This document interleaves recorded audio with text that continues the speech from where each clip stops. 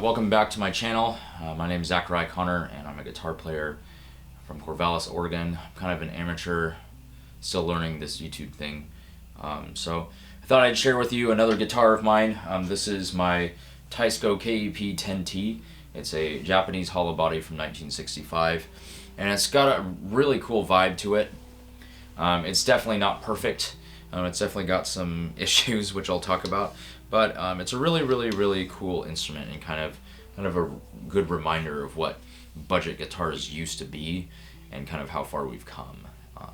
So yeah, let's kind of get things started. So Teisco is a company in Japan, like I said, who made cheap, inexpensive guitars in the 50s and 60s that you could buy in America, and 70s, I believe. This was one of their higher end models. Some of their, you've probably seen some of their cheaper models floating around on Reverb, but a lot of them have these awesome pickups, which people are actually kind of realizing sound really great. They're really bright, just incredibly bright. So much treble zing to them, and they actually sit pretty well in a track. That's one thing I really like about this guitar, is that I can EQ it to be super bright and chimey, or I don't have to do much EQing to make it that way. Whereas like if I took like a Les Paul or something like that, it would take a lot of carving to get it to where I want. So that's really dope. It's a fantastic guitar for layering and double tracking, I will say that, and for chord work it's phenomenal. But yeah, so it's a hollow body guitar. It has a 25.5 inch scaling from nut to saddle. It's 17 inches across, so that's Gibson jumbo size or Guild jumbo size, so it's pretty big. It needs a jumbo case to fit. And that does mean that your arm is up pretty high, and I'm not a big dude, I'm only like 5'8", so this guitar feels enormous on me. But hey, maybe you're a taller, bigger dude, and you know you don't want a guitar that looks like a toy on you, then maybe check one of these out. Yeah, so like I said, it's fully hollow. It's got plywood back and sides. There's no bracing, so unlike a Gretsch guitar, so unlike my Gretsch over there, that has trestle bracing and beams running, like two beams that run across inside and then another beam right underneath the bridge. This guitar is none of that. So the advantage is it's really light, and it's really cheap, but the disadvantage is this. You can literally bend the guitar out of tune just by resting your arm on the guitar and pushing down a little bit. But yeah, so there's definitely some shortcomings of this guitar. So the story behind me getting it is I found one in Portland at Trade Up Music when I was up there a few summers ago, and with my friend Alex from the Morningtide, who I'm in a band with, and I was like, dang, this guitar's really dope and kind of cheap too. And that one had a black pickguard on it as well. It was in a little better shape. And then I moved to Arizona, I got an internship down there, and I saw this on Reverb, and I said, oh man, I gotta nab one of these. And so I did. And I got it, and the top had cracked off the body from about here all the way to here when I unboxed it. And it probably was the heat or me unboxing it right after it got to my house, which is a big mistake, because that thing had been cooking in the sun for a bit outside, and I opened it right away, and probably the heat differential made the top spread out and crack off the top, or shrink. The top shrunk, and then it just cracked off the sides. So I repaired it with wood glue and clamps. I would recommend probably having that professionally done, because now when if I want to sell this guitar, it's a little bit hard to sell knowing that I did the repair, not someone who was a pro. So if you want to buy this guitar that was repaired by me, who has very little woodworking skills, let me know. But yeah, it's a beautiful guitar. It has this awesome 3-color sunburst, so it goes from yellow to red to black. It's really gorgeous, and the extra width of this guitar really looks incredible with this finish, especially on the back. It's just so gorgeous looking. It has a very slight arch to the body. It's pretty flat. The front has this gorgeous bird's eye figuring all over the place, and I kind of love that it doesn't have a pickguard because it shows it off really well. The details are also really dope for a guitar that was as inexpensive as it was, is that it has these cool rings that say tone, volume, and have the little numbers and the little dots that kind of mark where they're at. And then these knobs look just really cool. It's just very mid 60s in appearance. Chrome parts, definitely some kind of corrosion happening in some places, but it's in decent shape. This switch is cool. It says rhythm, solo, and bass, and it does not select. It used to not select between the 3 pickups. It used to just change phase and do some coil tapping and some weird stuff, which I'll get to. But yeah, the body, like I said, is unbraced. It's a little creaky, a little sketchy. It's got some nice binding. That's pretty yellow. It's a bolt-on guitar, which is probably not the best. So I'll kind of talk about that. Basically, I had 10 to 52s on here, Elixir Nano Whips, and because they're heavier on the bass side, there's more tension, so it pulled the neck. The neck was physically pulling this way, and these strings were getting closer and closer to coming off the fretboard. And when I noticed that, also, like, the neck was butted up against this guy right here, and there was a crack, more cracks forming, I figured it was time to probably switch gauges. So I switched down to 9s, so it's a little bit trickier to play. The neck is made, it's laminate, so it's made of a bunch of pieces of wood glued together, kind of like a skateboard, or like the top, and the whole guitar is made of laminate, so there's no solid wood except for the rosewood. The neck's really cool. It's got a cool profile. It's kind of a C or V profile down here, and it kind of fattens up as you get to the top, so it's kind of a cool vintage thing going on. It is vintage. The headstock's really dope looking. It's got the 4 and then the 2, so Ernie Ball, Music Man, you copy these guys. I love the tuner arrangement. I love the shape of the headstock too. It's just such a unique kind of... It's sort of Fender-like, I suppose, but not really. There was a Teisco Del Rey badge up here that has since fallen off, and then there was also a badge on the back of the headstock, which is also gone too. It's got a 0 fret and a nut, so it doesn't just have the nut. Which would be fine, except the 0 fret has some serious multiple groovage going on, so it's really awful sounding. The frets are very worn out. Some of them are really, really close to the fretboard. Like, it doesn't feel horrendous to play, but it's pretty hard to play quickly, I will say. Oh, I fixed the switch so it does neck, both, and bridge now, and it's really satisfying. Truss rod adjustments down here, we got 22 frets. It seems in their prime they were kind of vintage tall, kind of what I like.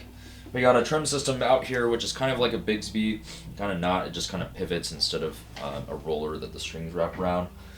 It works, but it doesn't return to pitch super well, and my thought is that it has had 0 lubricant down here forever, and so it just doesn't really...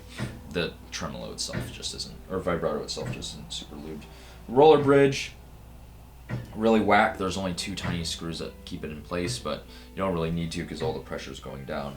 But I will say this is one of the narrowest break angles I've ever seen on a guitar. It's a really, really flat break angle over the bridge. There are 2 Teisco Square D pickups, and these pickups have square pull pieces, which are super interesting. They're definitely very, very low output, but they're really, really bright. So if you can get a compressor or something to bring up the volume level, holy crap, these pickups sound incredible. So they're very microphonic. You can hear the pick hitting them when you have it plugged in, and it'll squeal pretty bad. So I've used it live for like praise and worship stuff or folk stuff, and it's fine for stuff that doesn't have heavy overdrive. I would not play metal on this. It'd be really, really hard to do. Not only because of the condition of the frets, but also just the sound is just not very conducive to that. The tone knob doesn't work.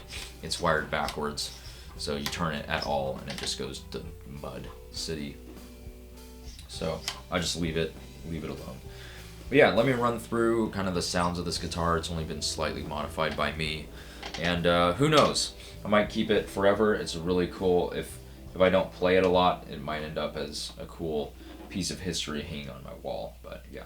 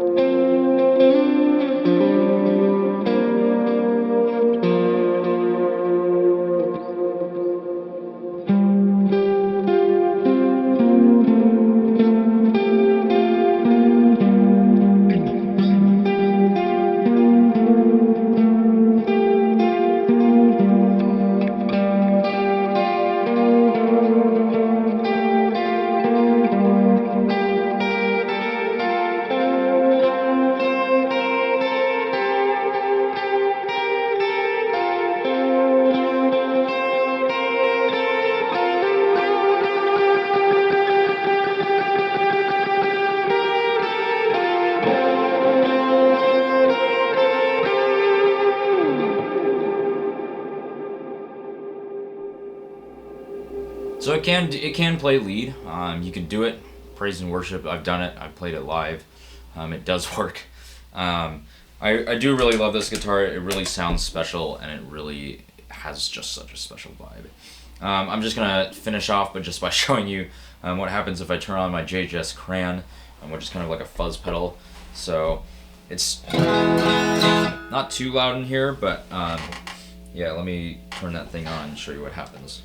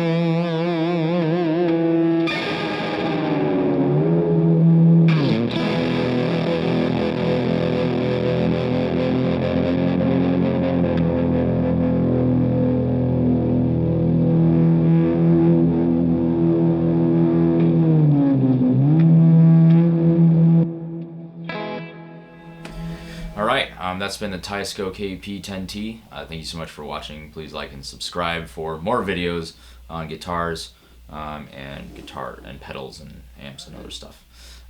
Thanks. Follow me on Instagram at Zachariah on. Follow my bands, on Instagram and YouTube, Makeshift Casual and Morningtide. And alright, stay safe out there, and I'll see you guys later.